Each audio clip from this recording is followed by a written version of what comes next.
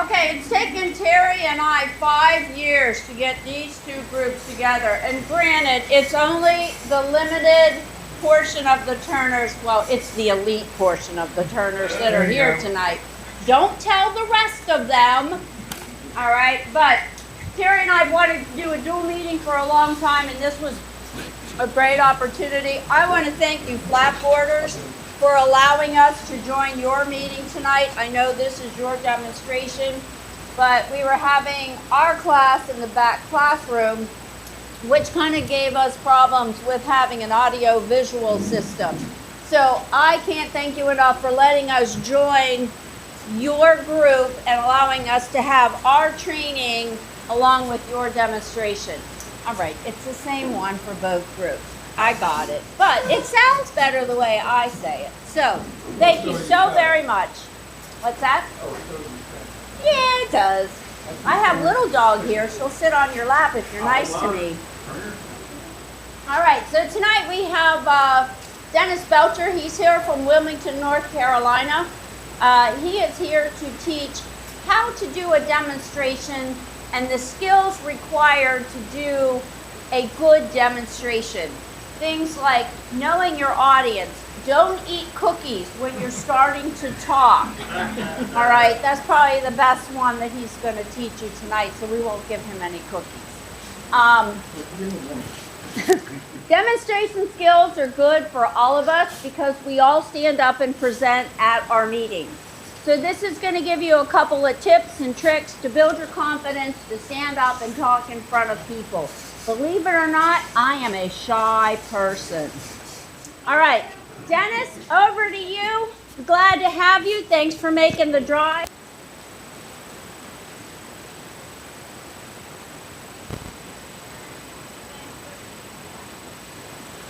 I'm not going to say a word until I get a dozen cookies to take home.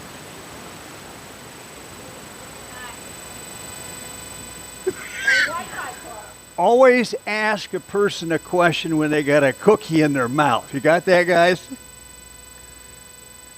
Are we ready, crew? Record on. How's the sound? Am I yellow, Excellent. green, or red? Good. I got to tell you, Regina called me and said, "Hey, got to change.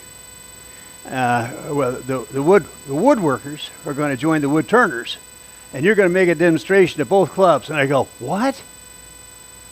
And I go, "Man, I got to go back and look through everything and see how I got to change it." And then I thought back to 20 years ago when I went to a woodworkers club meeting. I went to one 20 years ago, and I didn't remember squat. But it made me realize that we're all kindred spirits. That really, whether we're flat workers or wood turners, you know, all stuff that's turned starts out flat, right? It's all the same. You know, that's what we do. We're kindred spirits. So I didn't really change this presentation, but some of it is going to be a little bit off, but a lot of it's going to be on because the skill set of a good demonstration doesn't change, regardless of what the topic is. I got a couple thoughts I got to talk to you about tonight. Okay, this session is targeted to be about 90 minutes, and then it's over.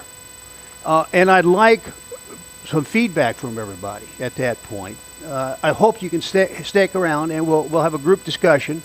I'd like to know what you liked, what you didn't like, what helped you, what didn't help you. And we can go on. Now, those of you got to be up at 4 a.m. to get to work. I get that. So, you know, that's a good time to scat. Okay. The other thing that I have to talk to you about is a legal item. This is being recorded, multiple cameras.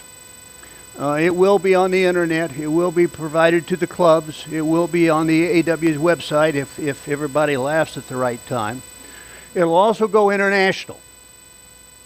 So we have a legal issue. If any of you have any kind of issues with your face being broadcast around the world, I need to know about it now because Regina and I have worked out some headgear to take care of the problems. Who needs one? Okay? Now, I just used 3 different demonstration skills. Are you aware of what they were? Okay? I'm really serious about this. You just saw 3 different demonstration skills. But what does the humor do? Hey, give that man a gold star. Okay, that too. Okay. Now I forgot where I was. Here we go. Okay, we got a couple. Okay, this is really important. I want to thank all of you. You know, it really is an amazing thing that within the wood community is that we teach each other. Is that the next generation of wood folk are taught by you all.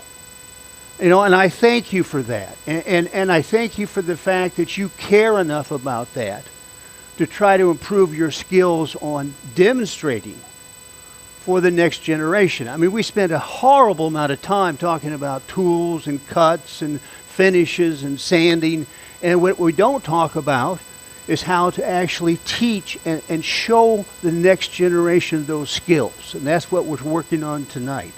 We really have a couple of goals. If you've never demonstrated before, the first goal is to make you get started, to start you off correctly, start you off right. The second goal is if you have demonstrated, is try to tickle you a little bit so you get some skills that maybe you hadn't thought of. Now, I've had a lot of fun tonight because I've come in here and I've rattled a couple of heads already just by saying, you know, why is the room set up this way? As a demonstrator, I want to see all of my audience without getting a crick in my neck. And everybody goes, oh. Well, if you have demonstrated, you've developed patterns. And partially what my goal is tonight is to take some of those patterns and make you twist them a bit. Make them a little bit better. Maybe change them, right? Now, there's a lot of different speaking styles. But they all have a couple things in common in a good demonstration. That first thing that they have is competency of the demonstrator. You need to be competent at whatever you're demonstrating. The second thing is the ability to engage an audience and the skill sets that is involved in engaging people so they actually get what you're saying into their minds. You're a better teacher if you can engage your audience. I want to go back to competency for a minute. There's a psychological characteristic called overestimation of one's ability. It's normal. We all have it. You know, if I ask this room, raise your hand if you think you're an above average driver, right? I guarantee you I'm going to get 80, 90% of the people in the room. That's what we do, all right? Now, if you're going to demonstrate, you're teaching people who don't know how to do it. And if you're not competent, if you teach them your bad habits, somebody's going to get hurt. And quite frankly, it is normal for us to overestimate our own ability. Just the way human nature is. It's not a bad thing, it's just a truism. My recommendation to clubs is that before a new demonstrator is allowed to come up before a group of people, that they submit a recording of their demonstration for review by another master turner in the club. I don't care whether it's the safety officer, the program director, I don't care. But you want somebody to focus not on the quality of their jokes, but on their tool usage. Are they safe? Do they keep their fingers out of saws? Right? Because we all overestimate. Pardon? Oh, I still got it. You want me to send you a picture of it? Okay. One of the things that you have to be able to do is handle questions. She just blew my whole presentation. She took me off my track. I don't know what I'm supposed to say next. So one of the skills is, can you handle questions from the audience? To that, I have to address that. There's too much information to cover here. I can't get it done in the time that's allotted. So I'm going to have to ask that the questions be held into the group discussion after the main session is over. Thank you for reminding me of that, Regina. Okay, competency. Now, I don't care whether it's something simple like this thumper that I really love. It's very simple. But if you're going to demonstrate on it, you need to be competent at it. You need to have made 20, 30, 40, whatever. You've tried different varieties, different lengths, different woods. So that when you get up here and you demonstrate how to make this simple item, you really know it. You really know it. Now, it doesn't have to be a project. You know, I've demonstrated on safety. I've demonstrated on shape and form. I've demonstrated on finishes. I've demonstrated on holding methods. All of those are a little bit harder because you haven't got the sequence of operations to structure your speech or your demonstration. But they're all valid topics, but you need to be competent. Engagement. Some of the research has shown that any given time in an audience, you know, at least 15% are zoned out. Okay, all right. There we are. You know, if you had a lot to eat tonight, or if you had too many cookies, you're more likely to be zoned out. And when that happens, is we don't learn. Our mind goes someplace else. The other problem we have is I can't talk fast enough. You know, you can read faster than you can talk, right? Okay, you can read. No. But we can't. We can read. Our brain can work faster than our mouth can. I grant you that as we get older, we start to talk slower, but our brain also is working slower. So what's the point of that? You got me off my track again. You're a great guy to be sitting right there. What I'm saying is you're trying to keep your audience engaged. Lots of different ways to do it. But it helps to keep the mind involved so when you go home, you've actually learned something. Now, there's a certain other reality that happens, is that I'm going to make this thumper, and he's going to be in that demonstration, and he's going to say, oh, that's kind of cool, and he goes home, and guess what he doesn't do? He doesn't make it. I mean, you know, 4 or 5% of your audience will actually make whatever your project is. But he still paid his dues. So you really want him to go home tonight feeling like that 2 hours in the annual dues was worth the time and the money. So the engagement is at a couple different levels, and it borders on entertainment. If everybody goes home and they've fallen asleep in a demonstration, right? Are they likely to come back? No. All right? If they go home and they say, hey, that was what do you say? I don't know, but it was a good time. That's what you're looking for. Okay? Engagement is a good thing, but it also makes it feel like it was worth the time. I'm not going to spend a lot of time on basic speaking skills, but there are 2 points that are very fundamental. One is eye contact. If I'm looking at you, you can't fall asleep. Now, Joe down here can. Okay? When I'm looking at you, guess what? You're paying attention. Your mind is receiving the information. See, he's asleep. See, hey, thank you for that. I paid him to do that. You know, it was 3 cookies, but it was worth the price. Eye contact is hugely important. This particular location is difficult because you notice my head. All right, ice pack tonight. You got that? Okay, make eye contact. The second thing that's important is your eyes also follow motion. So when I moved, what happened? Your eyes moved with me. If your eyes are moving, are you engaged? Are you paying attention? Are you learning? Yeah, you are. Eye contact, motion. Motion is funny. Motion can be chips coming off the lathe. If you get a stream of wood coming off of a bowl, right? That's motion. It's, let's chip. I want to see chips fly. Well, there's a reason for it. They're engaged because of the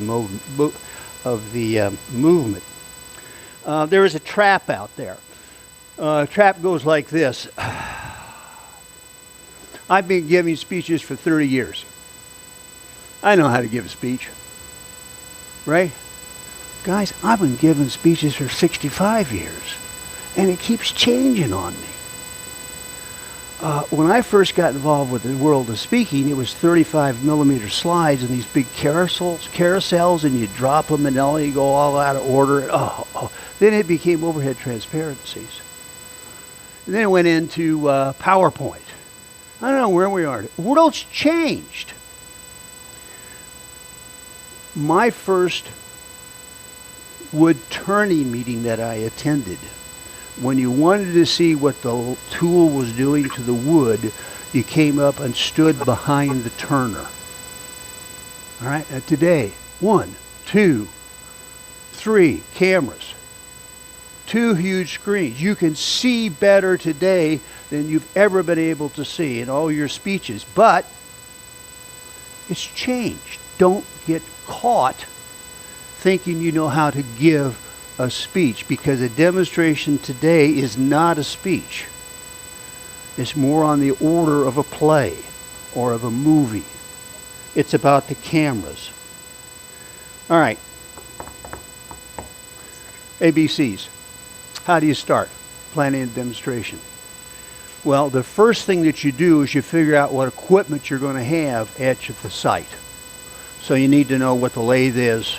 You need to know what the all the little, you're going to have chucks, you're going to have wood bits there for you and all that kind of stuff. All right, so to make that better for you, what I've done on my website, dennisbelcher.com, handouts, demonstration skills, there's a form.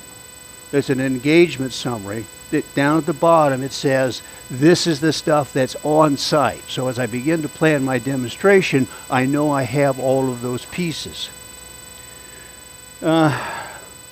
So the next thing that happens is really pretty simple. It's going to start with, this is what I'm going to make. This is what it's going to start as, right? Make sure you got those tools available to you on site. Then you sit down, you take paper and pencil, and you write out every step in the sequence of making that project, whatever that project is. When you have that done, you go take that script and you go make one. And you know what? You forgot a bunch of stuff. That's the way it always works. So you go correct your script. Then you take another pass, and this is where it starts to get important. Because once you've got your script done, you're going to come back and you're going to say, where are my points of danger?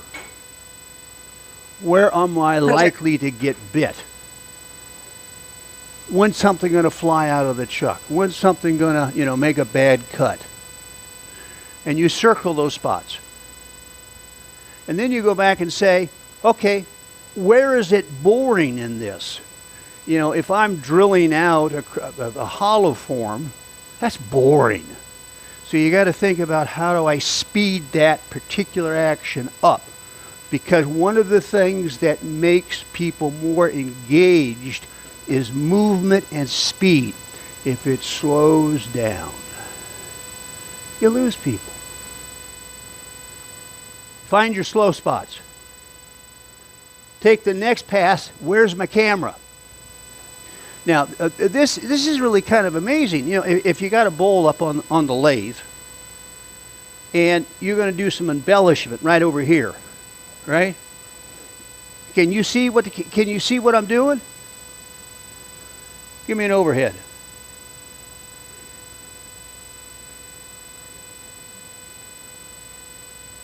Do I need to bring it up? All right, so now you're going through and you're thinking each of these operations, where's my camera? We don't have to do that in a speech, but this isn't a speech, this is a demonstration. Where is my camera? When you get that done, the next question you have to ask yourself at each step in your sequence is blocking. Blocking comes out of the theater world. The simplest form is, where are my feet?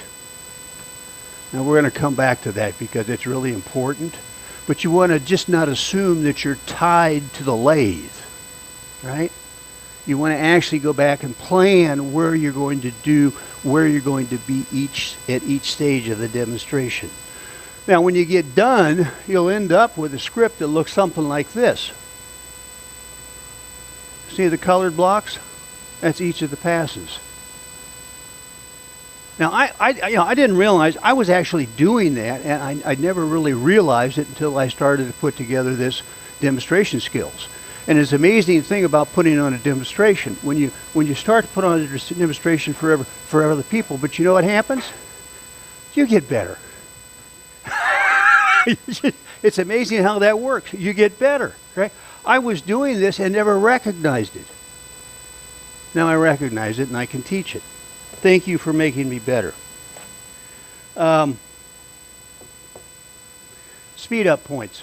Danger. Let's go back to danger. The classic is, okay, you're making a finial. It's an 8-inch finial. It's out of ebony. You're down to that last eighth of an inch. And it breaks. What do? Well, that's my wife telling me she got home okay. So thank you, dear. What you do is, with one hand, you're taking it out of the chuck, and with the other hand, you're reaching your turning coat, and you pull out one that's completed.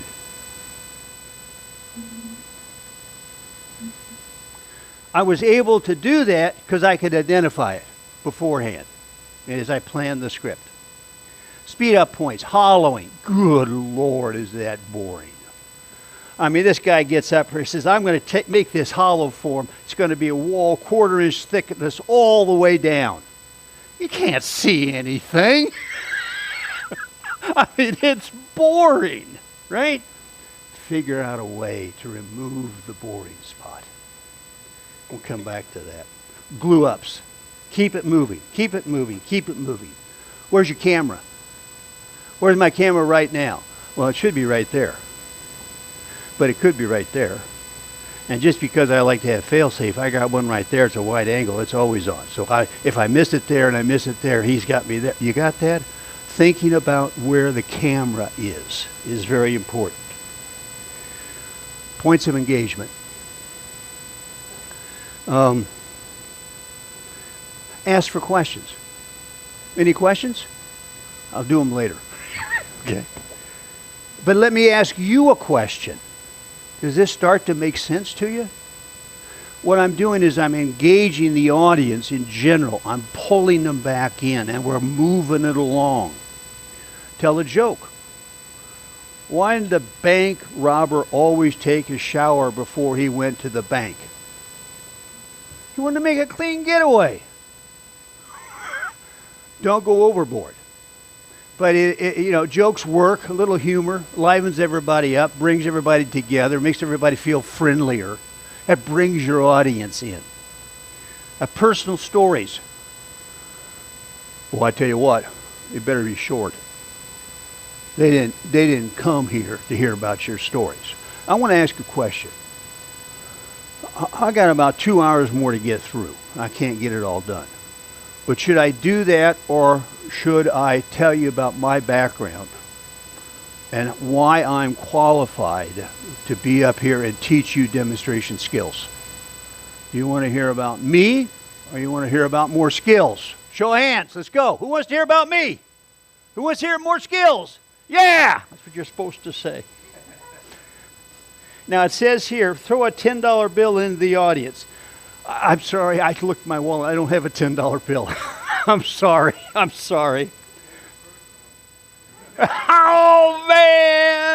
Oh, man. Okay.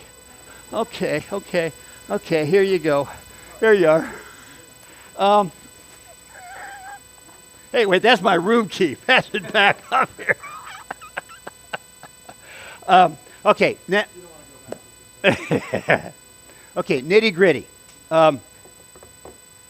Go back here. I'm really serious about this. Go back and think about each disaster spot and try to prepare for it. Have a backup. Know what you're going to do. If it's any more than a 15% odd that you can have a blow up at a particular pot, plan for it. That's all. It's going to happen. It's okay. It's a demonstration. It's okay for things to go wrong. If you're going to hollow, you got two ways to make it unboring.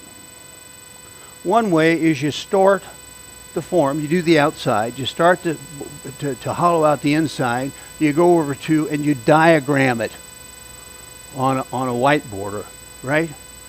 So you don't have to do it, they'll get it from there. The second way is you take a completed hollow form, you cut it in half, right? And so when you get done with the hollowing, so you start the hollowing, stop, take the completed hollowing, show them the two halves, right? That's actually better than, actually it takes both, but that's the deal here. Okay, question for you.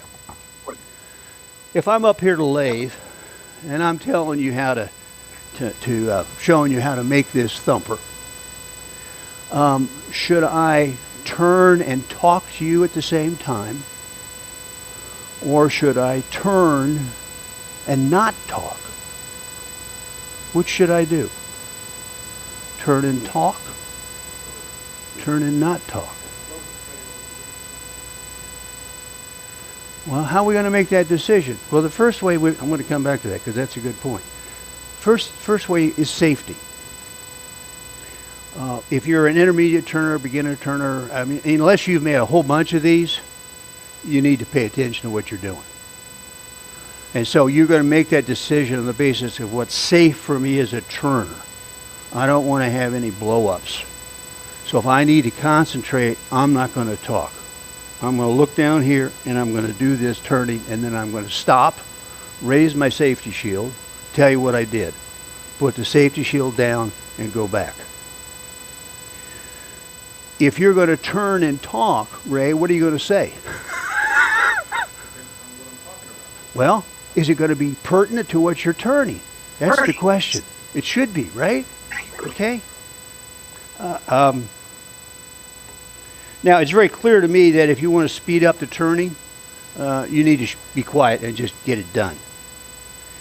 The problem with what you guys said about turning and talking at the same time is we got one other element we have to resolve. If I am turning and I'm talking and I'm looking at this, how does it feel out there as I tell you how I made this thumper? What's wrong? We got another level here.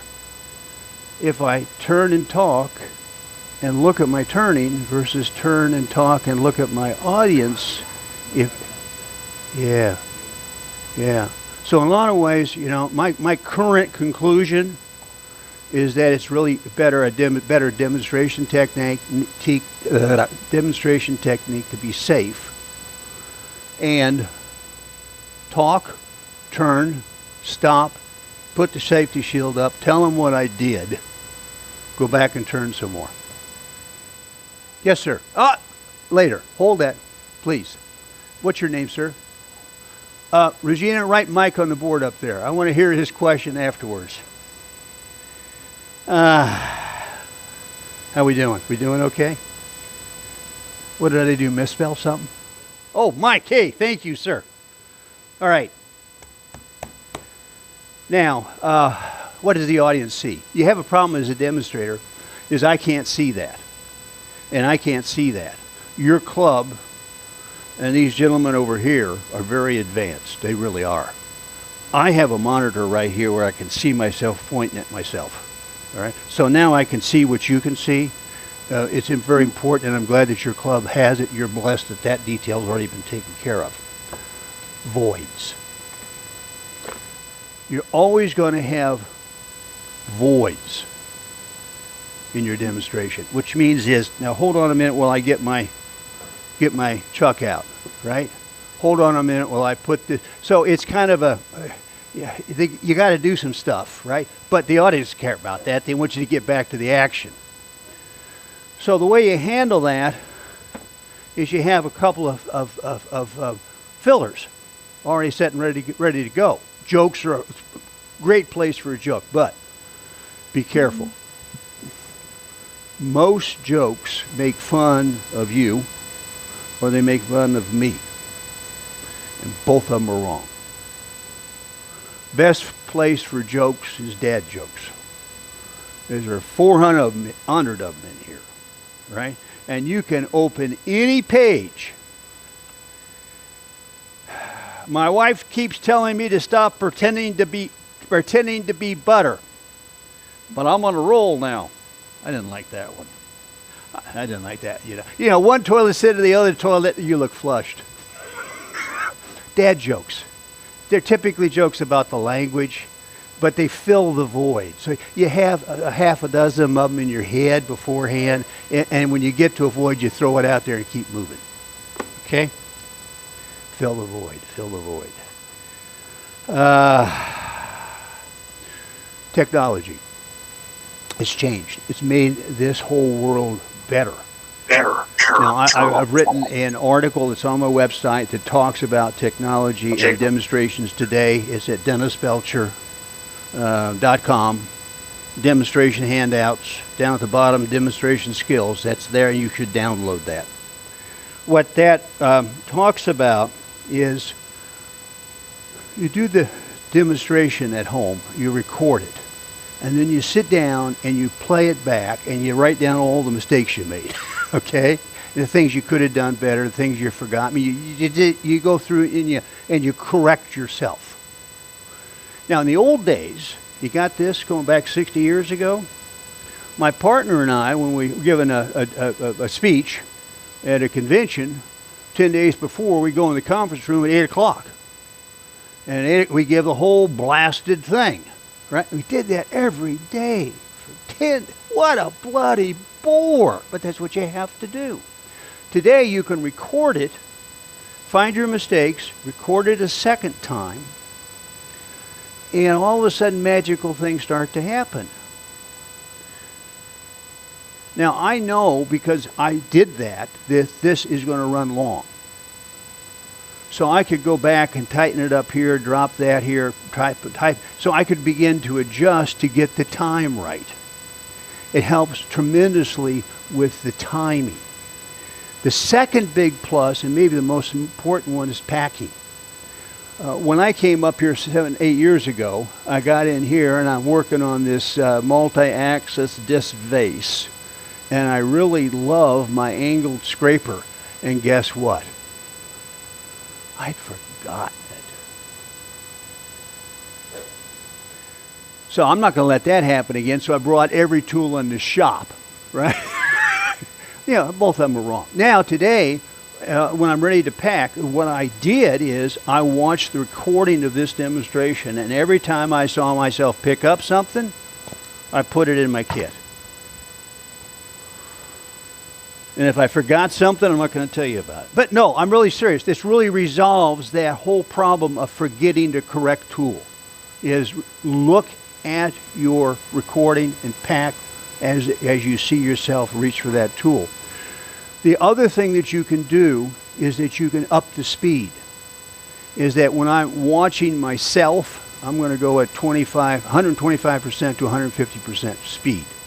Now, it's really an amazing thing. In the old days, my partner and I, every day for 10 days, we're out there real time. Well, I've found that I can sit down and put the speed up 25% and just watch myself give that demonstration. It's just as effective as getting it into my memory as me going through every one of those stupid words. I get so sick. But if I watch it, I can get the speed up. So I can do the repeat. I can do it every day and not use the whole day to get the practice done. So, timing, packing, and practice. Record your demonstration. Well, I don't have a camera. Well, you do too. Everybody's got a cell phone. USB camera, laptop. It's not a big deal. All right. I want to pick on the guy that's farthest away from me. Who's back there? Right? What's his name? Jerry, what is the most difficult thing in a demonstration?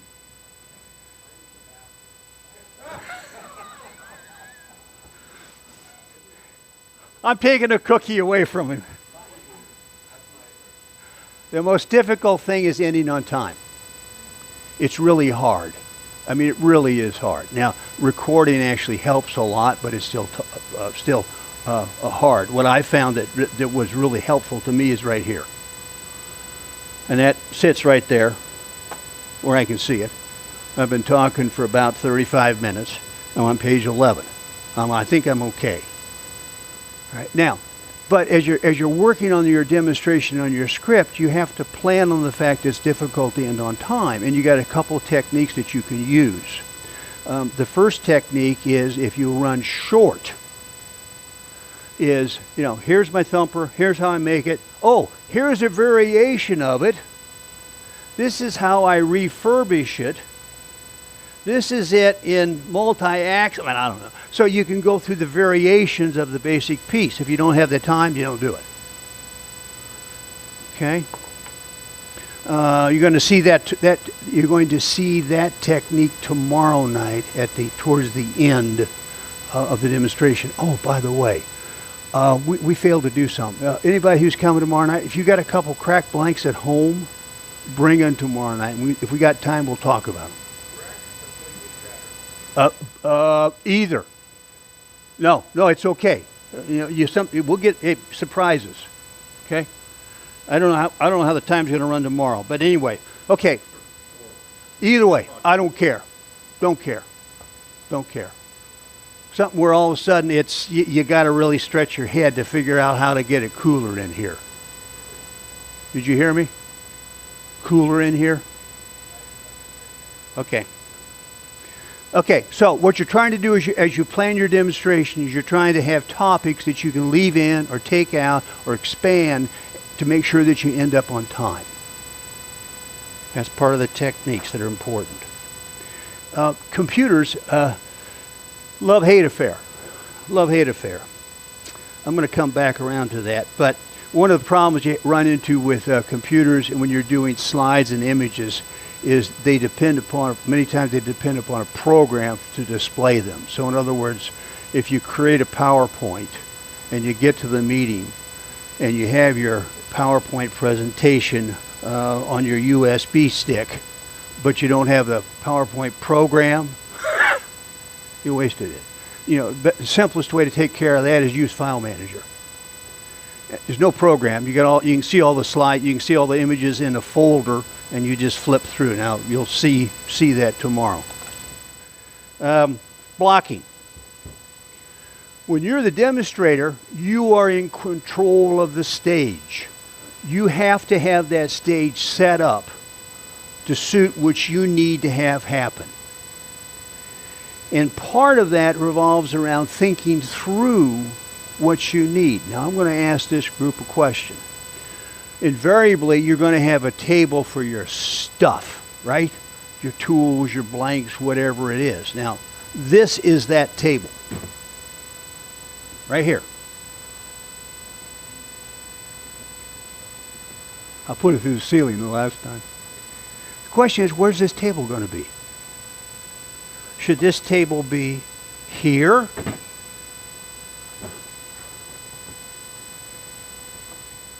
Should this table be here at the headstock?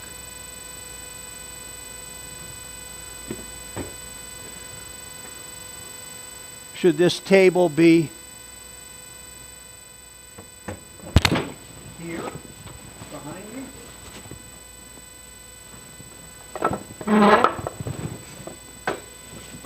Should that table be there?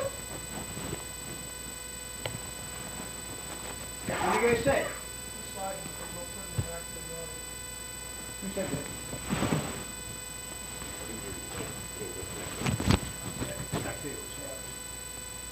Yeah, it's the shirt. Actually, it's the sweat. It's doing it. Hold on. One of the things that happens is that this is a new problem. What's happened is that I'm not wearing a t-shirt or a string coat, and so what's happening is the wire is sticking to my skin. And I'll get back to that later, but it wants to drop off my shoulder. You got that? And that's what just happened, so we'll put it there for a while. Table setup. There, or here, and you said wherever's quickest access, because what you want to do is grab and go. Am I on? Grab and go. I'm at the Virginia Symposium.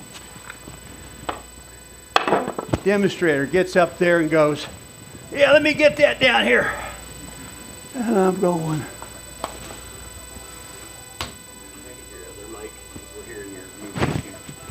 That's the problem with the lapel, is that, turn it off, sir, thank you. Okay, quick, wherever it is. Now, next question is my tools.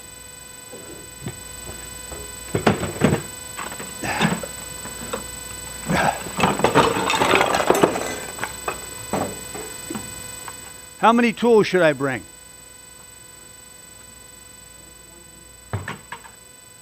But I might forget something. Oh God, I love this group. More cookies, more cookies. You know, it really is amazing. I know Jimmy Clues, you know, when he demonstrates, this is his tool row. He can do 40 different demonstrations. The better turner you are, the fewer tools you use. You know, and if you start bringing a whole bunch of tools, guess what? You can't find what you need. Now, there's another thing that always happens when you bring with tools when you're demonstrating is where did I put that scraper?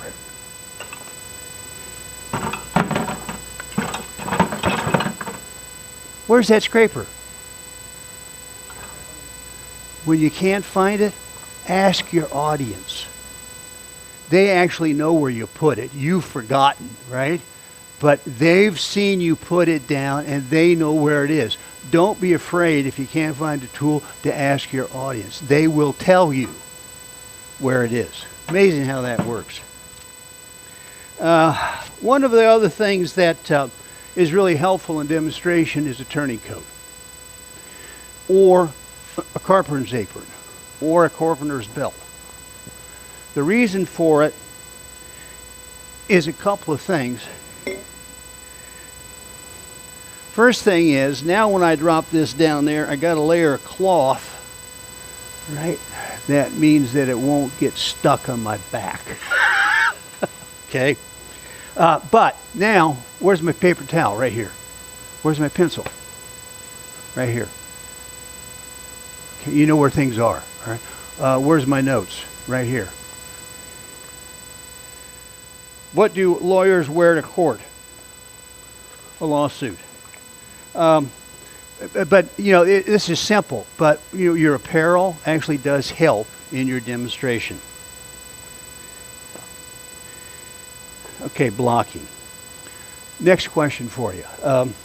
Don't get handcuffed to the lathe or your table. I want to ask a question. If I come over here and I start talking to the audience from down here, has the feeling changed? What happens if I sit down here and talk to the audience? Has the feeling changed?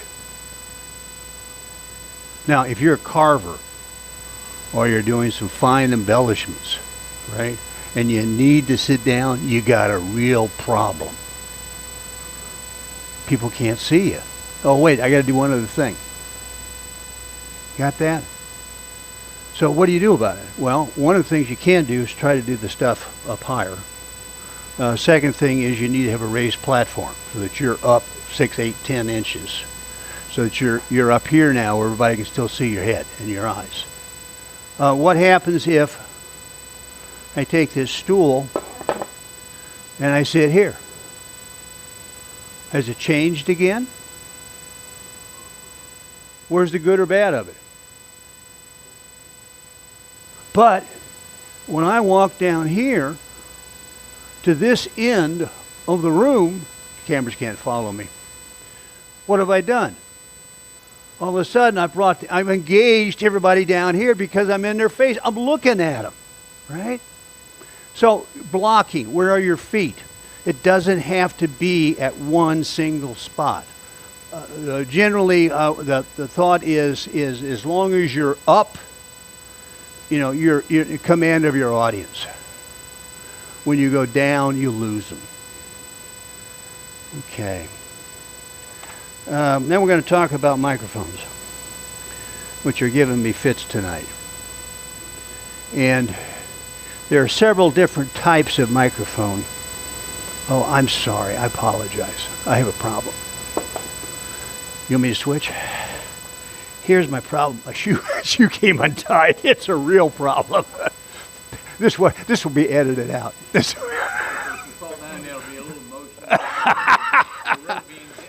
You remember those voids I talked about? Okay. Yeah, that too. I got another pair of shoes in the car though. Where were you going? Oh, yeah. Hand me the microphone. Okay. This is what they call a lapel mic. There's different brands, different forms, but they all do the same thing. Basically, they clip up here, and they work fine. The problem is that when you start doing this, all of a sudden we were having that issue before because of I fumbled some stuff, right? So that's a disadvantage to the lapel mic. The second form of it is that this lapel mic transmits to a similar little box that's on the ATEM. So it's a Bluetooth connection that goes from here to there, so you're not tied up with any cords. Actually, sound is a very fascinating topic. It's not just volume.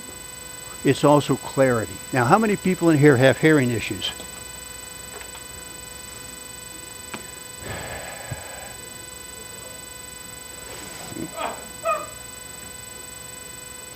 That gets edited out too. No, when you, it's not just volume. Sometimes it's where's the sound come from? Does it come from the front of you or behind you? Sometimes it's how good is the fidelity? Is there echoes in it? Is a lot of different words for sound, but the reality is the demonstrator is you will lose your audience if they can't hear you well, and your audience has hearing issues. They do. So you really care about this stuff. So the way to get the best quality audio that I've come across is the over-the-ear mic. It can be over the head or over the ear. But what's happening is the sound is being picked up right here. I removed the problem of the rustle against the fabric. It's a better quality audio. Now, you can't necessarily see it. Well, that's not true. Unless you're really experienced as a sound engineer, you can't see that on the panels. But if you really talk to your audience, they know it when it's a good quality sound. And you care about it if you care about giving a good demonstration. Safety shields. Safety shields are a real problem because when you put that safety shield down, unless you have unless your pickup is right here by your mouth, you're going to get echoes. Now, this little piece of foam on the end is classically there for wind, to get the wind out of the sound stream, but it also is very effective for those hard consonant sounds. I like it because it also diminishes the sound of my breathing. At times I can get kind of All right, it kind of smooths that out of the sound stream. So you care about that. If you're going to demonstrate, you ask for a microphone. Yeah, I know you haven't ever used one before. Yeah, I know that. We all start there. We all start there. Your cameraman. Who's the most important person in the room right now? Right there. Those guys. That guy. You know why? A good cameraman can make a mediocre demonstration look really good. A bad cameraman can take a good demonstration and make it look bad. So, these guys are doing a really good job, so I want all of us to give them a round of applause. Thank you, guys. Walk through your blocking. Walk through where you're going to meet. Now, did we do that? We went through, here's where I'm going to be when. So it gives him a chance to get set up. It can be difficult as a demonstrator to say to the cameraman, I'm going to walk to that end of the room. I failed to do that, didn't I? Did you guys, were you guys? Oh, there you go. But you try to give your cameraman hints about what you're going to do. You walk through the blocking with them before you start. Now I'm going to read you a definition for you techies out there. Contrast detection autofocus is achieved by measuring contrast vision within a sensor field through the lens. The intensity difference between adjacent pixels of the sensor naturally increases with correct image focus. The optical system can thereby be adjusted until the maximal contrast is detected. You want a translation? Camera has a problem with shiny stuff, and it does. So if I'm on a lathe and I got a shiny chuck and I got shiny ways and I got a shiny tool that's wide, the camera has trouble figuring out what to focus on. So what do you do about it?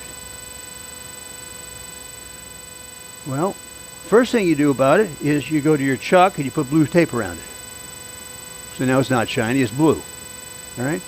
If need be, if your ways are really shiny, you have a piece of black foam that you put across there periodically when the camera's doing shooting downright, picking up the tool.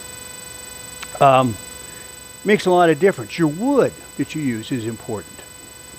So if I'm going to make this thumper, and I want the camera not to have problems with autofocus, I'm going to make it out of cherry or walnut. Not holly, and not a light colored maple, truthfully. Try to stay away from white stuff, because there's another term called whiteout that you can get into cameras with. It's too much white. It just can't handle it. It goes back to that fancy statement. So anyway, that's not going to work. The other thing I want to talk about is this problem. I want to show you the tip of this tool. Right? Now, would you zoom in on that? I don't care. Just zoom in on it. Okay, you see the multiple errors here? First of all, I haven't told him where. Second is I'm moving it, right? Now, I'm going to hold it right here. But, I'm nervous, so I got the shakes. You got vertigo yet? All right, so let's stop this. Well, on a lathe, the best way to do this is you take the piece that's in the chuck that's stable, you take the tool and you put it on your piece of wood. And you say, okay, now bring that into focus. You got that? And now I can bring you up, show you how it's sharpened, and it doesn't move. Now, you got good cameras here, by the way.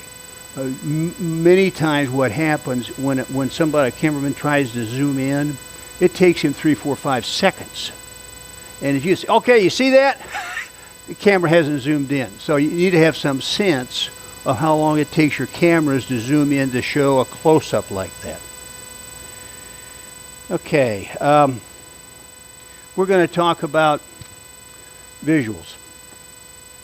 There's a real problem. You know, these are wonderful things, you know, the flip charts, the whiteboards, but there are problems with them that you have to address as a speaker. So if I'm going to come over here and I'm going to draw something, right? What'd I just do? Now, if you got a good cameraman like you do, he's already taken that camera and he's coming in at this angle so you can see a little bit of it, right? But it really is a struggle because now all you guys out here, you can't see diddly, right?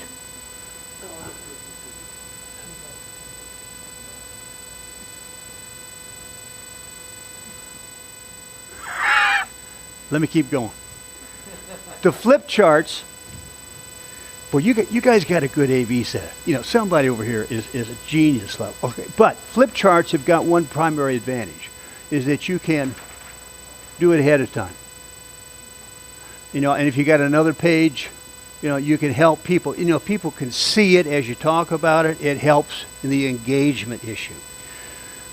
The best way I've found with drawings and whiteboards is right here.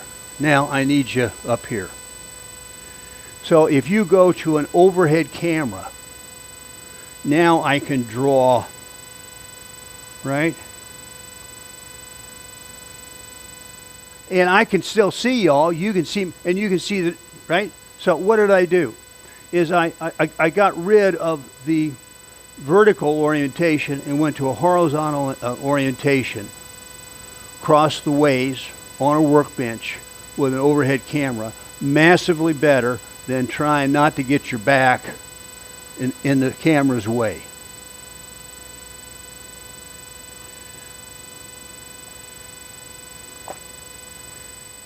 Oh, the other thing.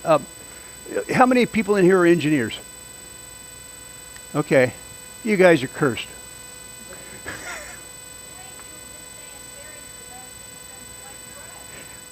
We'll talk about that later in the questions and answers. The problem is that when you're speaking, when you're demonstrating, you're trying to keep things moving along. You're trying to keep the pace up, and engineers are trained to make very precise lines and angles.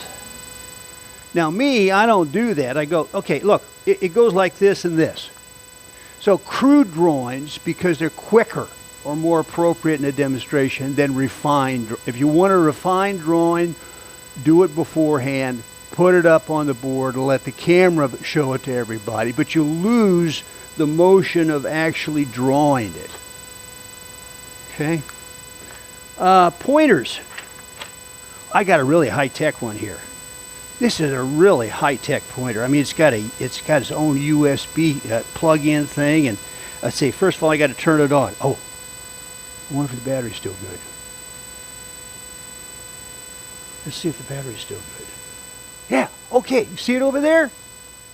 Pretty good, huh? You getting vertigo yet? Now, watch what happens. What happened to it? It disappeared, didn't it? Can you see it well? What happens? How's it now? You getting vertigo? Okay, watch.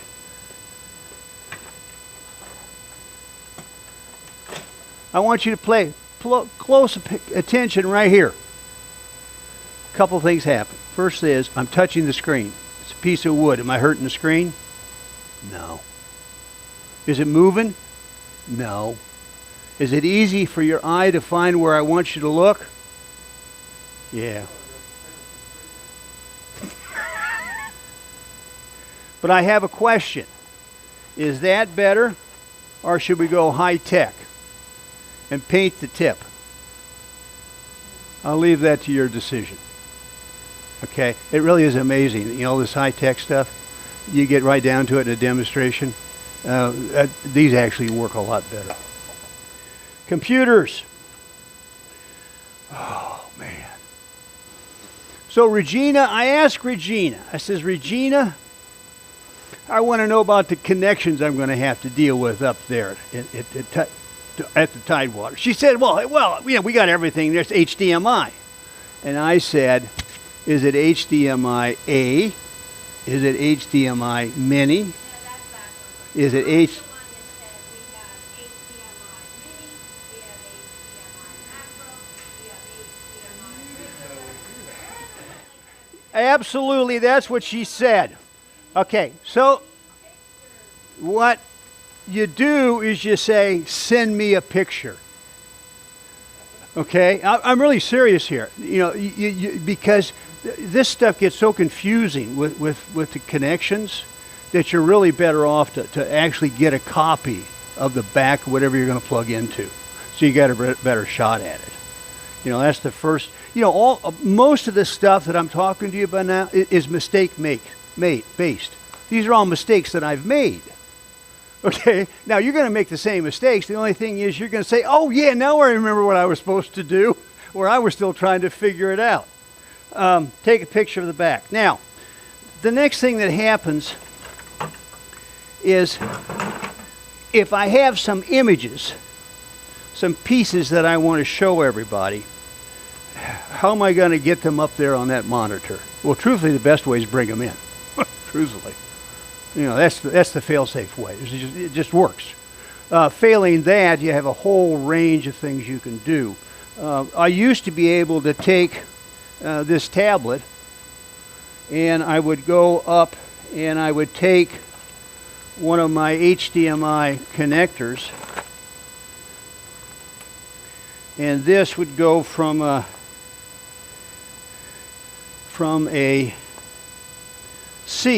USB-C, right, into an HDMI. But this tablet got a bit old. The battery was kind of shot. The screen was coming unglued, so I had to go buy a new tablet. So I bought a new tablet. Guess what?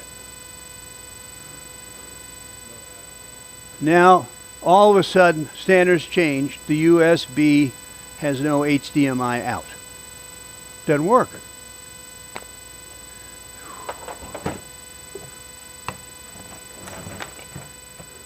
What's my plan B? Plan B is my cell phone. Now, when I take a cell phone, thank you. Yes, sir.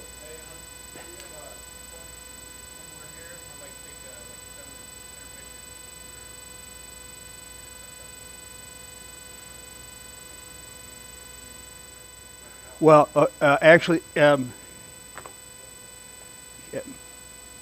you hold off? Have you got club business you got to do? You do, don't you? I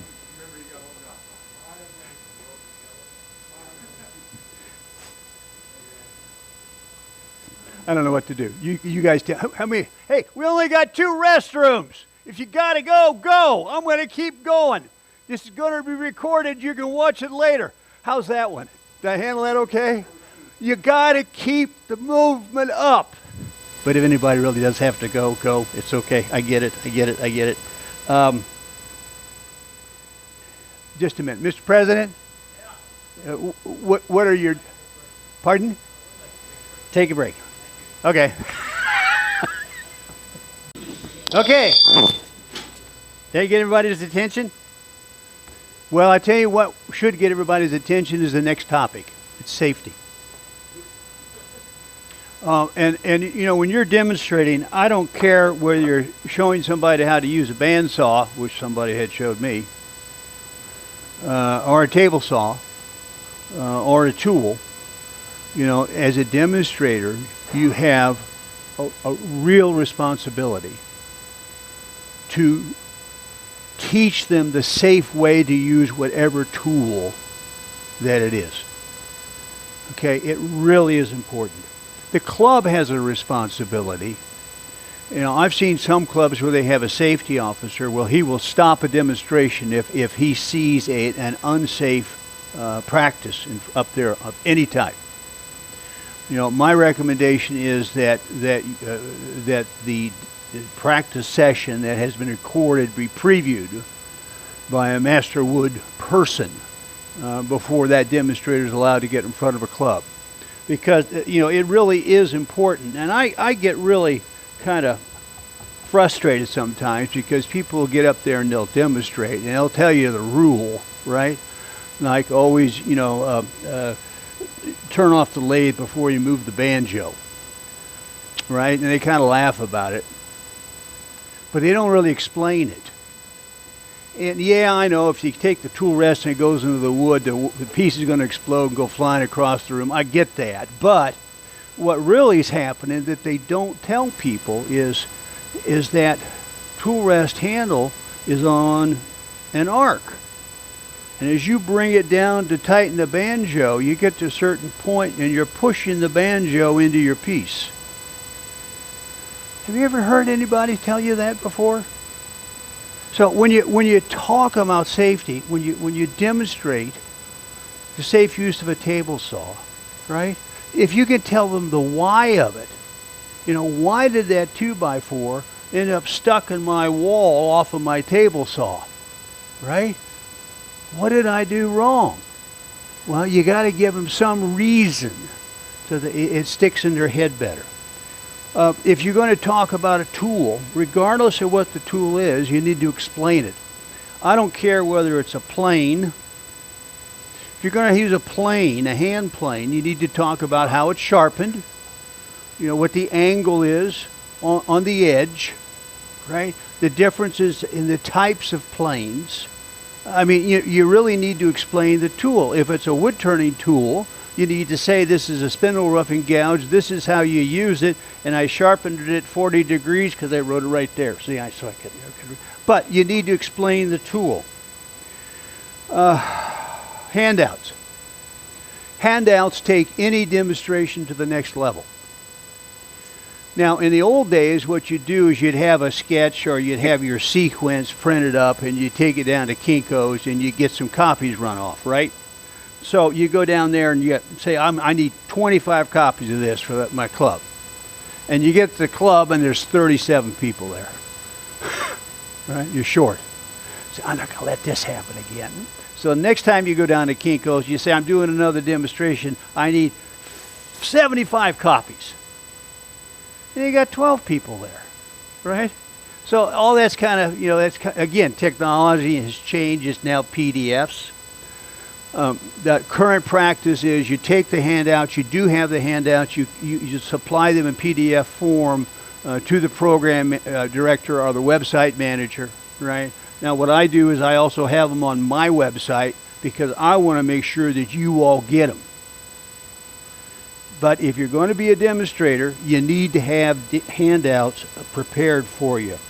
Now, time limitations have really kind of mucked me up here because I had too much. So I have on my website, right here, under demonstration handouts, demonstration skills, there's a PDF and a video on your first demonstration. And I don't care whether you're a wood flat guy or you're a round guy. Right? It's still appropriate. You're still going to have those techniques that are there are specifically for first demonstration people. You're going to have a checklist. What do you do the day of the demonstration to make sure before you get up here and open your mouth you got everything taken care of that you need to have taken care of? There is a engagement summary. It starts out with what's the club name, what's the date. Oh, that's an interesting thing. Okay, when's it start? When is it supposed to be over with? Those details, along with what tools are there that I could use in the demonstration. You're also going to find on my website using today's technology, which is an article that goes through things that we've talked about tonight, is how to use today's technology to prepare for your demonstration and in your demonstration. Also on that website as a handout will be a copy of tonight's demonstration to y'all. So you'll find that all at DennisBelcher.com. Give me about a week to get it up there though for the video. Now we're going to talk about the ghost in the room. Handling the voice in the audience. Questions. Now it's real simple from the audience standpoint. that they don't ever hear the question from the audience, because the guy that asked it down there, he's in front of the guy that's back over there, and his hearing is bad. So, the first rule is always repeat the question. I'm lousy at it. I am. So how do you compensate for it? You go take Mike and say, Mike, make sure that if I get a question, you make sure I repeat it so everybody can hear it before I answer it. I told you that, Mike, right? Thank you. Okay, there's two types of questions you get. One type of question is they're paying attention to you, right? But they're running a little bit ahead of you. And you're going to get there in another 3 minutes, but they're already there. So that's the first kind of question. That's a good kind of question. And then the second type of question is, yeah, but let me tell you how I do it. Okay, those questions can go on for 10 minutes. I mean, you got to be prepared to say, thank you for sharing that. I really appreciate that. Now let me get back to, you got to take control and keep it moving. The best advice I can give you for questions is write out your responses beforehand. Things like, thank you for sharing that point. You acknowledge it, don't answer it, move on. Excellent point. But I need to keep moving. Okay? Glad you asked that. Let me come back to that. Let me make sure I understand what you're saying. And you repeat kind of what he said, and then keep going. Don't go back. Now, because you really want to keep it moving. You really want to keep it moving. But 90% of the time, the questions are going to be answered 3 minutes later. All right? And if you're tight on time, it is okay to say, I'm tight on time. Please hold the questions to the end. I won't leave till all the questions are answered, and I'll hang around, or email me, or text me. Right? My contact information is up there. Right? Never argue. Never argue with somebody from the audience. You don't have to agree with them, but don't argue with them. You gotta have to find your own balance point. But the best thing is be prepared for questions. They're going to happen. The smaller the audience, the more questions you're going to get. All right. One other thing that's new that I don't have a lot of experience with, but your club is doing tomorrow night, is when you have a live demonstration, a live club meeting. You have members away who are zooming in and are part of that meeting. Now, you want to try to figure out a way to bring them in, to engage them even though they're home. I've not had experience to this point, but it's something that I'm very aware that you need to be sensitive to. Now, I'm circling the airport. The wheels are going down, and we're going to wrap it up.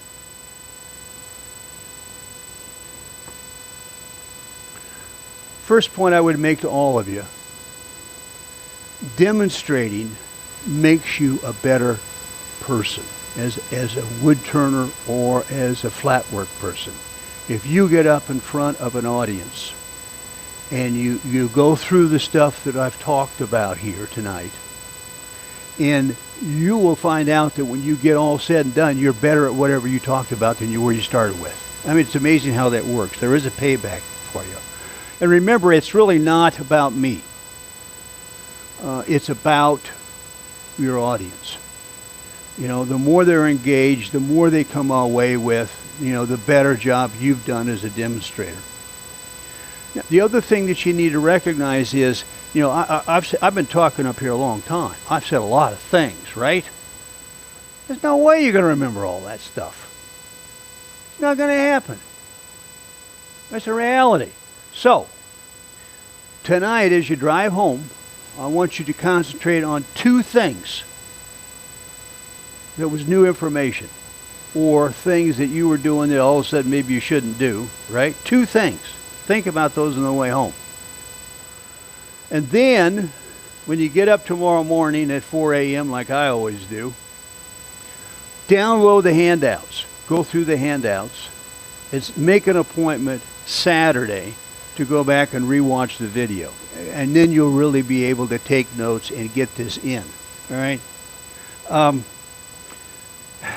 But I think more than anything else is that we have to remember that, we are responsible for the next generation. You know, what we teach the next generation is what they learn. You know, that's a heavy responsibility that we all bear. I want you to teach them well, teach them safely.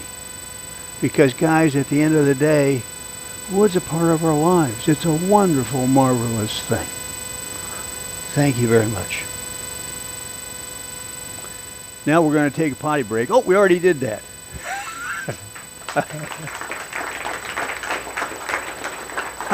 How am I doing on time? How am I doing on time? Okay. I want to go. How long did I? Well, I'll figure it out. Next, go back to your question, sir. Okay. This is what happens. I mean, you know, so it really is funny how that works. Do you remember what the point was? Yeah. What was it? Yeah. Yeah. Yeah, you know, I've seen guys that've never used a mic before. It's a little uncomfortable the first time you use it. That's why I put that in here, and I fumbled with it, which actually makes it even better. But you need to use the mic and the over the head. This type of mic where it's right here is the better fidelity. That's just what it is. Okay, good question. Anybody else? All right. Do you want to conclude the meeting? I'm sorry. I've got my bifocals on rather than my trifocals, and I confused you two gentlemen. Do you have anything you want to say as a wrap up for your meeting, sir? I will after we say thank you very much for coming. Thank you.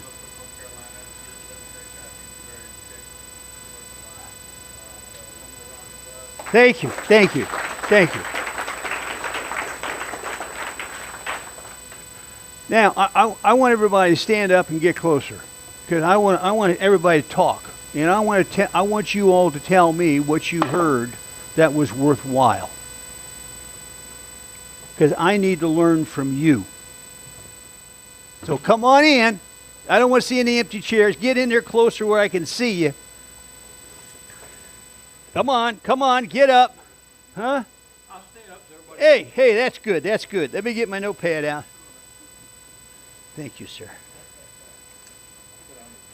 You got a dunce hat or something? I've done that too. Okay, hey, what was really worthwhile? Tell me what really resonated. Move around. Don't get chained. Yeah, the blocking. Move. Okay. You like this? Yeah. Well, I tell you what really helps. You don't have to do all the fancies, but if you use a colored pencil, it kind of helps keep it straight. Okay. Yeah. Okay. Actually doing it a couple times, like going through the whole thing. Recording, watching it, actually, because everybody thinks in their head, oh, this is going to be good, I'm going to say this. You know, it doesn't work that way. So, Yeah. practicing. One thing I missed maybe, or you didn't say, but you're not guilty of this. I've come out of the convention world, so I saw people doing presentations all the time. Right. People don't know how to speak into a microphone. They don't know how to project. And you've done a very good job of projecting and enunciating. People will get there and they'll think, oh, they're afraid of the audio. Don't be afraid of the audio. Or do you think that you speak loud enough? Right. And you Well, you can't speak loud enough for an hour and a half. You can't do it. but you not for a huge room. Okay, so let me ask you a question. You're right. I do reach out, right? What am I doing different than those people? Where does that come from? Oh, it comes from people that aren't confident in public speaking, or they think, Do you have any idea how nervous I get before I get up here? I get it. But for making a presentation, I would stress that. Yeah, you did a great job of it, but not everybody does that. They get up there and they whisper, and they mumble, and you can't understand them, you can't hear them.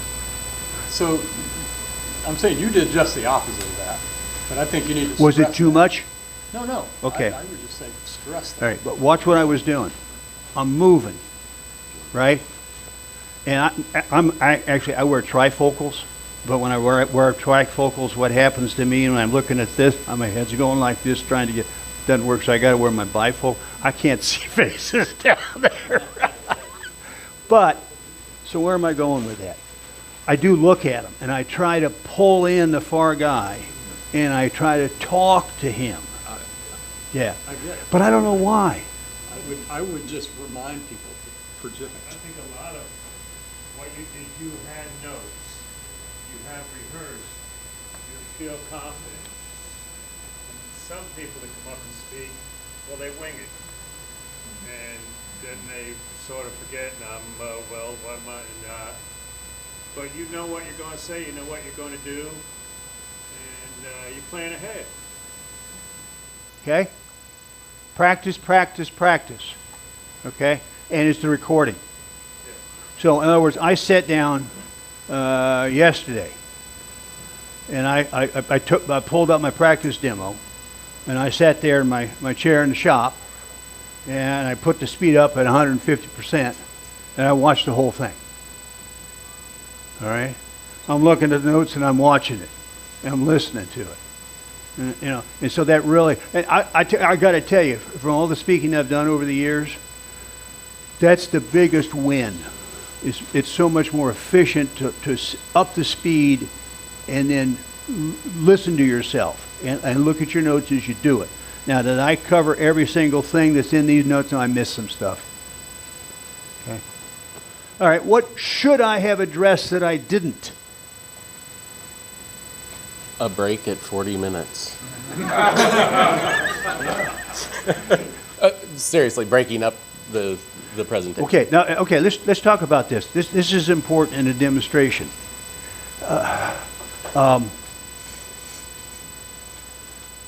I'm kind of guilty here because I knew I had a lot to cover, and I'll have to look at the video to see whether I really got it done or not. I think I ran over still, and so I'm pushing. Right now, I'm sweaty up here. So what happens? And I very purposely didn't drink any coffee, and it was easy on the. What happens when you take a break? You're going to lose a quarter of your audience. And you did. Right? Now, how are we supposed to react to that? That's okay. You kept the three quarters that were really in it. Well, I'm insulted there's anybody left. But there's, they don't have a break just to go to the bathroom, so you need to get up and stretch to be awake for the next half hour. Well, that's a good point. Thank you for that. Oh, wait, hold on a minute. I got to write that down. Because, I'm up here moving around, right? We're sitting on these metal chairs, squirming. Oh. It gets to know your audience too. We routinely, in both meetings, we lose everybody with sciatic nerve pain. You gotta know your audience for that. That's a good point. Thank you for that. And Okay. everybody was socializing. Yes, sir. Two quick things. Talking about the bathroom breaks. Yeah. When I did training for 20 years, my philosophy, I told the class first thing off the bat, we're all adults. You don't need permission to go to the bathroom. You don't need permission, but it's difficult to get out. Yeah. So this comes to knowing the audience, right? Because a lot of folks that are in these clubs don't come here just for the information. They come here for the social aspect. Oh, yeah, all this. So we got to give them a halfway point to Yeah. get up and talk. You've also got to know your audience in that, no offense to the minority here, but it's an older audience. Who you calling old? I'm calling audience him. When I joined the club, I was 54. Yeah. Somebody came up and said, good, we need. Yeah. But, I mean, the fact is, everybody retired to take up wood turning. With a small, Or woodworking. or woodworking. Okay. And the second point, which is going to be a little bathroom humor, which you didn't address, when you use the mic and you give everybody a bathroom break, don't wear the mic to the bathroom. Not me, but one of the guys I work with. Okay. Oh, wait. Okay, now that's a good point. A very good point. Quite frankly, the primary responsibility has to go to the sound people, right? However, as a demonstrator, I should have remembered that half the time they forget. Okay? So the point, and that is a good point. You have to know your mic. On this one, if I hit this button down here once, it's a bathroom break. Are you getting any audio? Yes. From you or from me? Still? You getting any? Can't tell? All right. Well, that's the problem. You got to remember what the controls are. All right. So the other thing you can do is you can do this.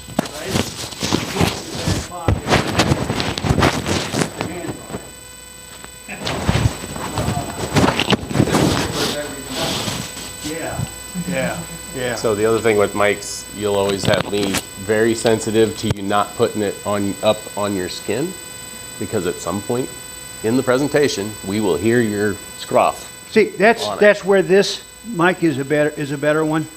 Okay, I was having trouble with it tonight because of normally I'd have a turning coat on and a t-shirt. So this goes between the t-shirt and the. So that seems like a very personal thing that you probably want to buy and have yourself, rather than rely on some place to have it for you. If you are sensitive to it. Stuff like that. But these are not expensive. Oh, no, I didn't say that. No. I'm just saying that seems like something to I don't know. Anyways, you're somewhat limited to what I'm willing to put up with, so. No, okay, no, wait. This is a good point. This type of microphone has a lot of advantages, but the COVID lessons, right, are the other side of this. So how do you deal with it? Yeah, you gotta sanitize it. Now it's a cable that's gonna pop off in the middle of your presentation, and then I gotta stop you and that.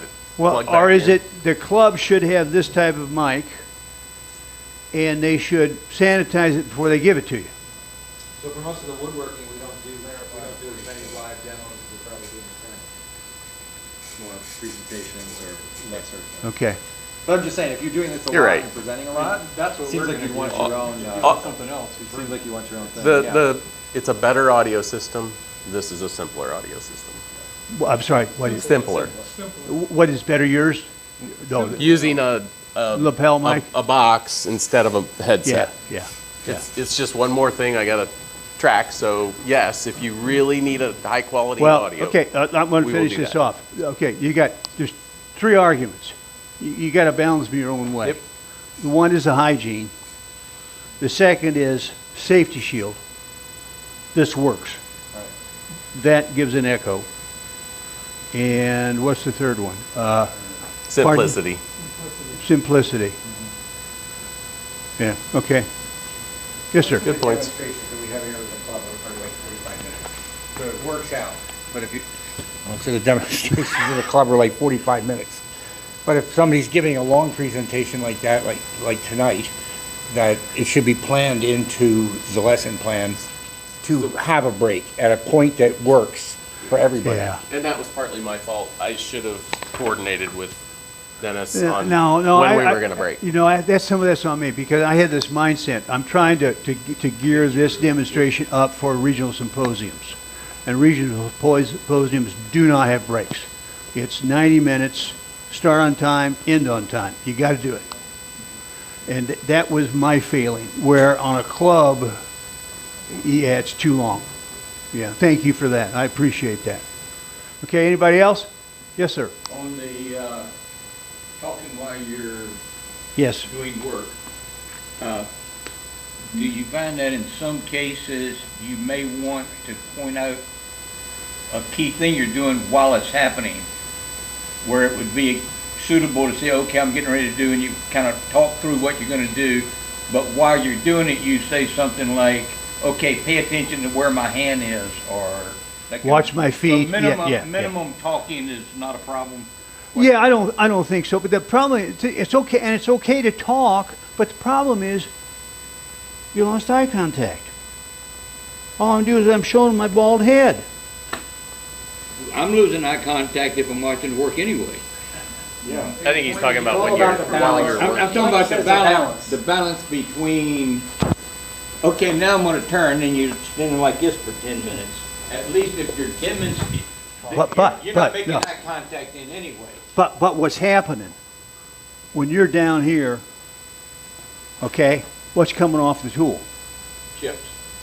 What have I got? I got motion. right? But my point is, if I say, you notice the way the chips are coming off shows the tool's cutting Yeah. right, or, that's what I'm talking about. I agree with you.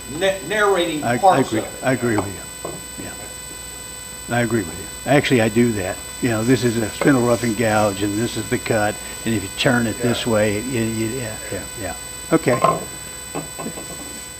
Yes, sir. I think that you could spend, you could probably spend a couple hours, but you could probably spend, I don't know, 10 minutes just talking about formatting your content. And what I mean by that is I have gone to a number of presentations where someone just drones on and you've totally lost them. Now they may be engaging, moving around the room, but like you don't know where they're going. There's no there's no format to the content. A really good example of that is I'll watch a YouTube video and they're like, all right, I'm going to build a chair. And then they start building a chair and you have no idea what the end product is going to look like. So if you formatted it correctly to say, this is what we're building. Notice this is we're going to be working on this. So this technique. Did I say that? Okay, so here's what I'm going to say to you. Remember I talked about, did I talk about finding your own style and the way you get there? What you do is you make note of those stupid mistakes. And you solemnly swear that you're not going to make those same mistakes, right? And when you get to a demonstration where you say, oh, look what he did. He walked out and talked to me, right? And he said, oh, I like that. Well, write that down in the second column. So when you're ready to give your first demonstration, you've got your own set of learnings. And then you do what's natural to you. Don't copy somebody else. But learn all those specific techniques.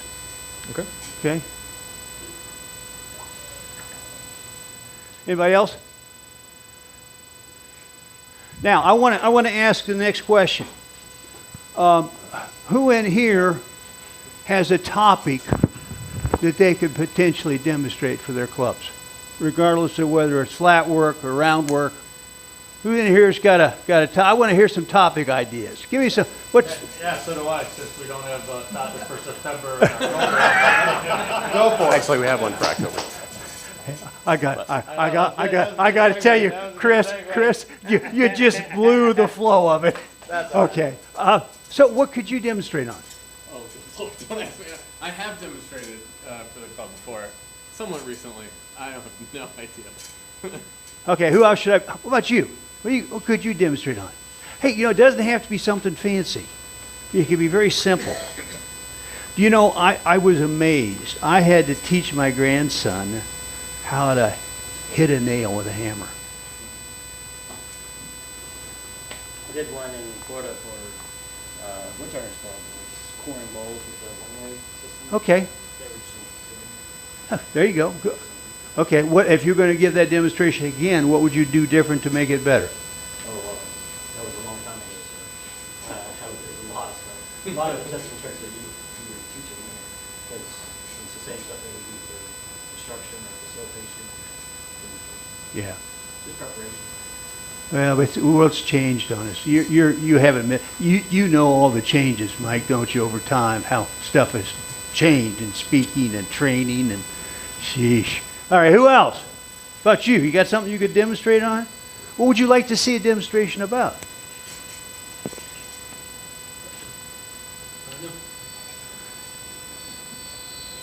Okay. I think, we all work in wood. We all work in finishing and sanding and cutting and gluing.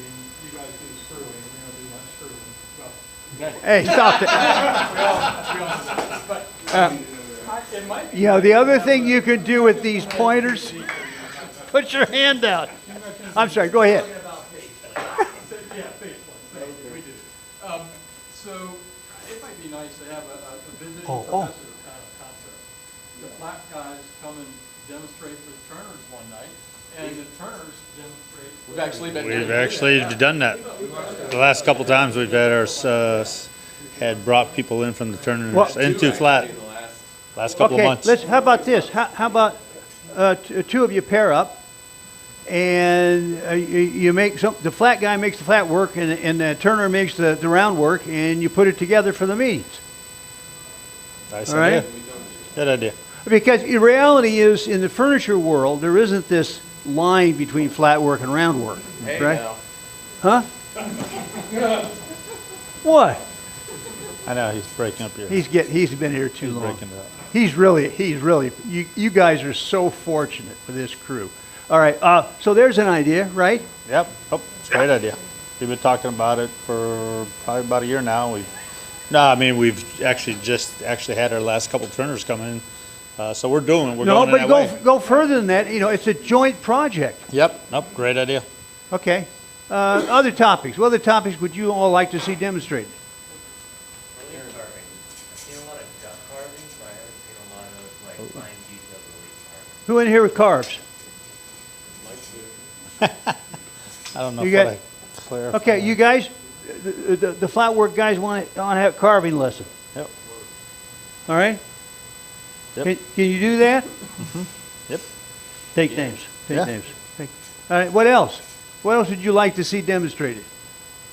I'd like to see a demonstration on the color wheel.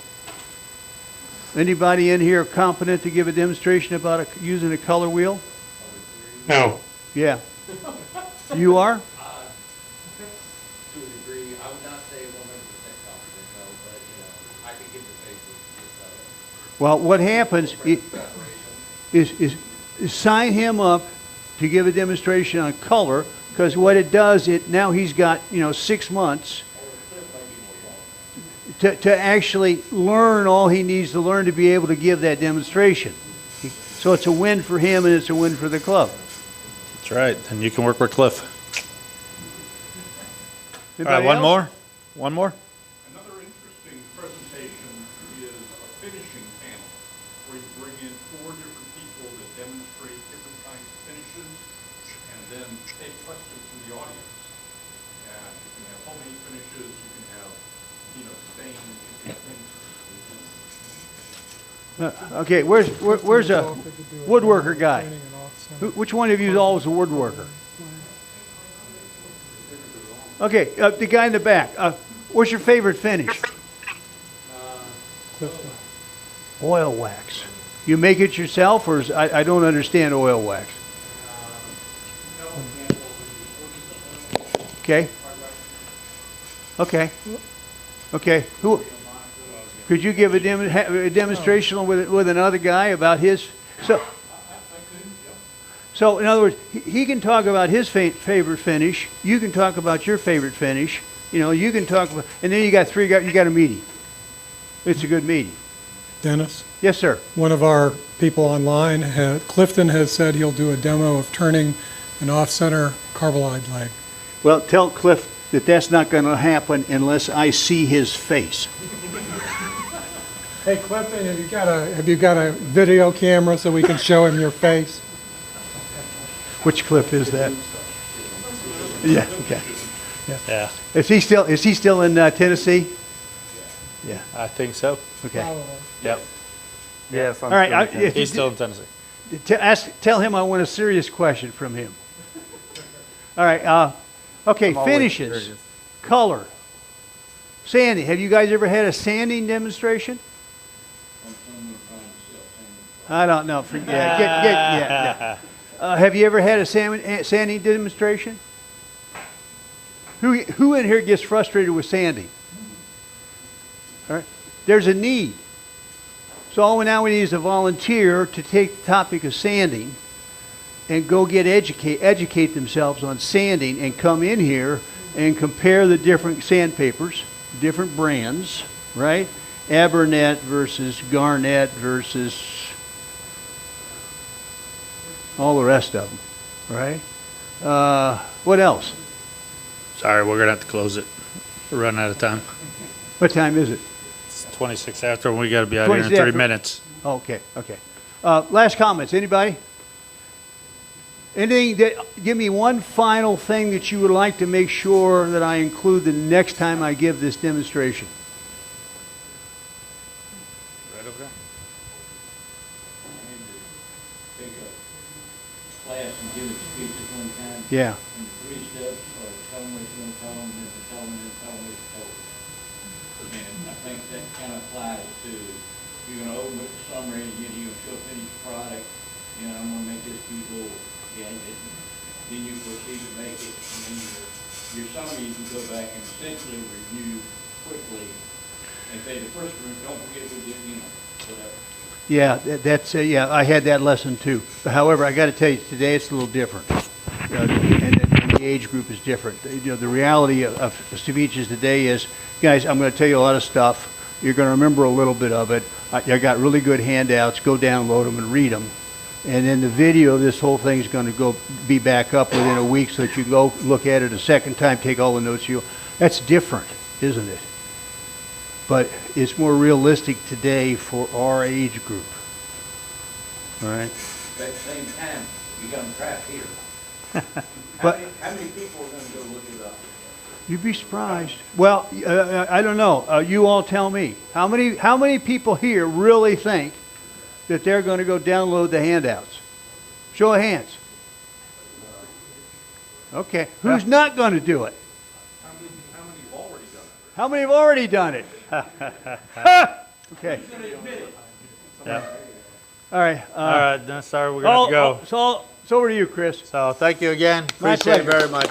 Good night, all. All right, hey, so we got a couple raffles. Is there anybody else that wants to buy a raffle ticket before we do it? Okay, no it is. Okay, first we'll do the raffles and then we'll do the door prizes. Oh, first, The raffle, yeah. sorry. Yep, make sure it's yours. Last three? 977. 977. All right, you won the Craftsman.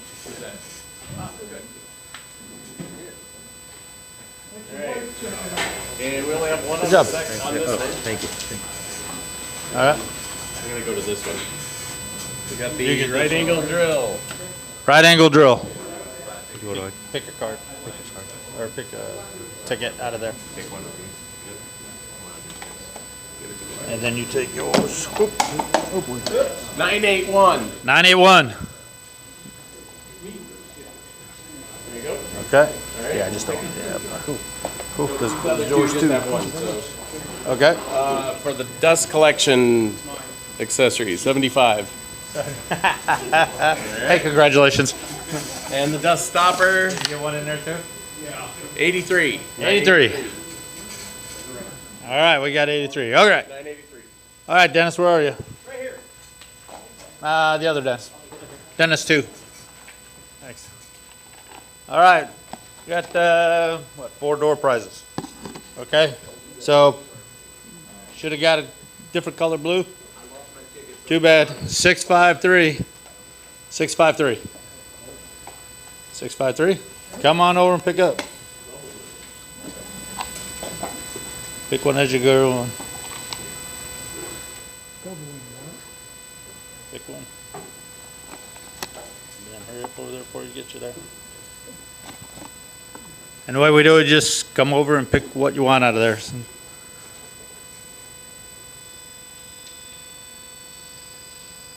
Okay, 643. 643. That's easy.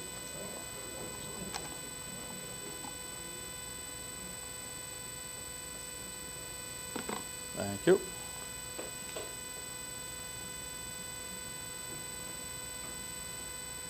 Six, 4, 4. All right, I'll just pick one up. Yeah, whatever one up there you want. There you go. No, that's all right. All right, last one. 6, 4, 2. All right, come on up.